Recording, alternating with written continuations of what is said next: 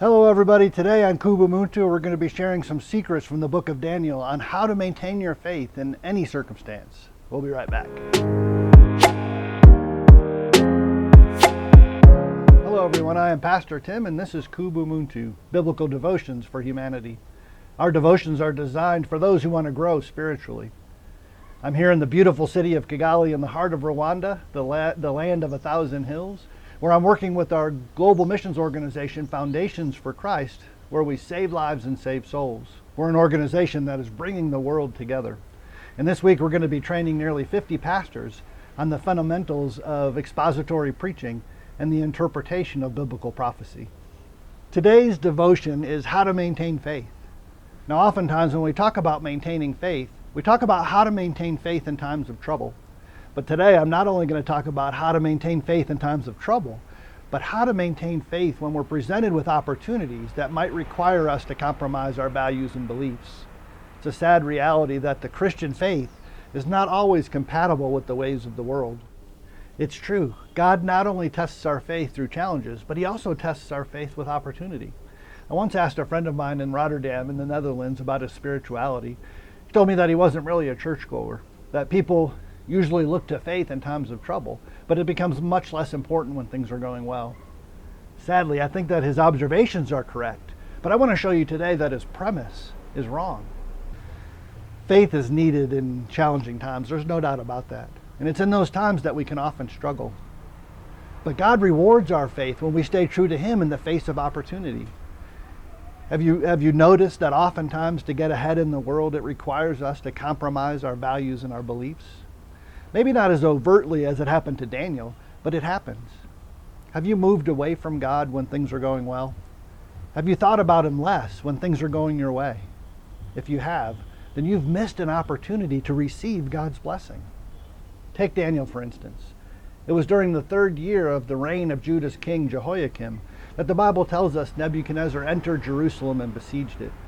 And then we read that the Lord gave Jehoiakim and the city of Jerusalem into the hands of Nebuchadnezzar, along with some of the articles of the temple of God. It was during this time that Daniel and his friends were taken captive. Now on the surface, we might see this as a time of challenge for Daniel. His city was conquered, he was taken captive. But Nebuchadnezzar used a much different strategy than the Assyrians that came before him. He used a strategy of re-education rather than one of destruction and disbursement.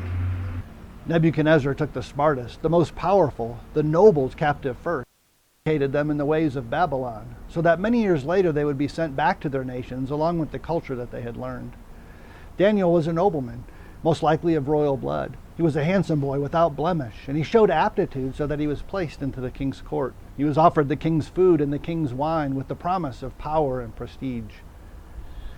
For 3 years he was educated in the Babylonian language and the Babylonian literature, so that after the 3 years of education he would enter into the king's service.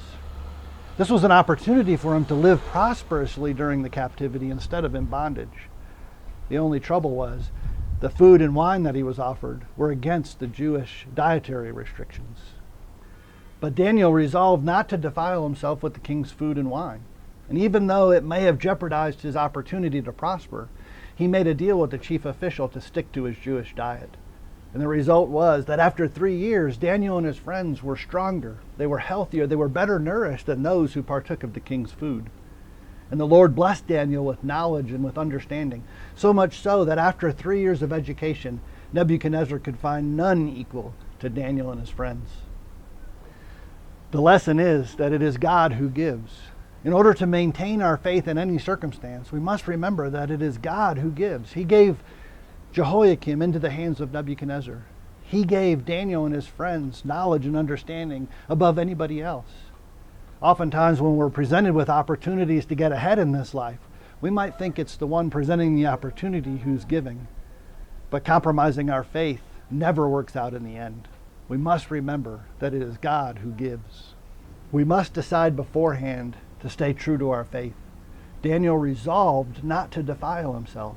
He didn't decide at the moment he was presented with the opportunity to enter the king's court. He decided beforehand that he was going to stay true to his God no matter what. Daniel was tested in bad times. He was taken captive. Daniel was tested in good times. He was promised a position in the king's court. And Daniel stayed true to his God no matter what the circumstances. Now, we don't always know why we're going through the circumstances that we're going through, but we can be certain that God is faithful if we stay true to Him in bad times and in good times. If we stay true to Him no matter what the world threatens to do to us, and no matter what the world promises to do for us, then God will bless us beyond anything that we could ever imagine. So how do we maintain our faith? Number one, we recognize that it is God who gives. Number two, we resolve ahead of time to maintain our values no matter what the circumstances. Number three, we trust in God's promises. And you know what? If we resolve ahead of time never to compromise our Christian values, all of our other decisions become less difficult. I hope that this devotion was helpful for you today. I am Pastor Tim, and this is Kubu Muntu. Please remember to subscribe and click that bell so that you never miss when we post new videos. Until next time, live what you learned. God bless.